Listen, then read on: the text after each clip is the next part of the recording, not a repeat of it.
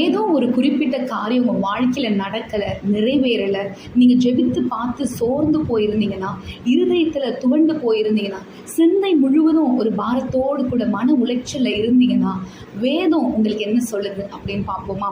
பிலிப்பியர் 4வது அதிகாரம் 6-7 வசனம். நீங்கள் ஒன்றுக்கும் கவலைப்படாமல் எல்லாவற்றை குறித்தும் உங்கள் விண்ணப்பங்களை ஸ்தோத்திரத்தோடு கூடிய ஜெபத்தினாலும் வேண்டுதலினாலும் தேவனுக்கு தெரியப்படுத்துங்கள்.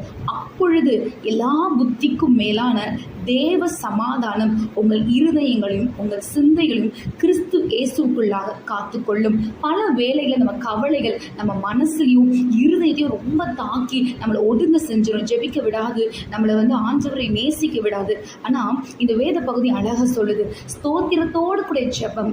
நம்ம ஆண்டவரை நன்றி சொல்லி, ஆண்டவர் இதுவரைக்கும் உங்கள் வாழ்க்கையில் செய்த அற்புதம், ஒரு 10 அற்புதங்களுக்கு ஆண்டவருக்கு நன்றி சொன்னீங்கனாலே அடுத்தது உங்கள் ஜெபத்தை ஏறெடுக்கும்போது ஒரு புதிய விசுவாசம் வரும். இந்த 10 காரியத்தில் இக்கட்டில் இருந்த இது மாறுமா மாறாத, இது நடக்குமா நடக்காதுன்னு இந்த 10 ஜெபங்களுக்கு ஆண்டவர் பதில் சொன்ன அதே தேவன் இப்போ நான் ஜெபிக்கிறேனே இந்த காரியத்துக்கும் நிச்சயமாக செய்வார் அப்படின்ற ஒரு புதிய விசுவாசம் உங்கள் இருதயத்தில் வரும். இந்த விசுவாசமும் ஆண்டவர் மேலே ஒரு நம்பிக்கையும் உங்கள் இருதயத்தில் வந்துருச்சுனாலே ஆண்டவர் கொடுக்கிற சமாதானம் உங்கள் இருதயத்தையும் சிந்தையும் நிறைக்கும். நிச்சயமாக அந்த ஜெபத்துக்கு ஒரு நாள் கர்த்தர் பதில் செய்வார். ஆனால் உடனடியாக உங்களுக்கு ஒரு ரிலீஃப் வேணும், உங்களுக்கு மன உளைச்சலேருந்து ஒரு தீர்வு வேணும்னா ஃபஸ்ட்டு நீங்கள் பண்ண வேண்டியது முதலாவது ஆண்டவர் இது வரைக்கும் உங்கள் வாழ்க்கையில் செஞ்ச அற்புதங்களை ஒரு புக்கில் எழுதி அதை நினைவு கூர்ந்து எழுதி தியானிச்சு அதை ஃபஸ்ட்டு தேங்க் பண்ணுங்கள். அதுக்கப்புறம் உங்கள் வேண்டுதலை சொல்லுங்கள். அதுவே உங்களுக்கு ஒரு பெரிய விசுவாசத்தையும் சமாதானத்தை கொடுத்து ஆசீர்வாதத்துக்கு நேராக நடத்தும்.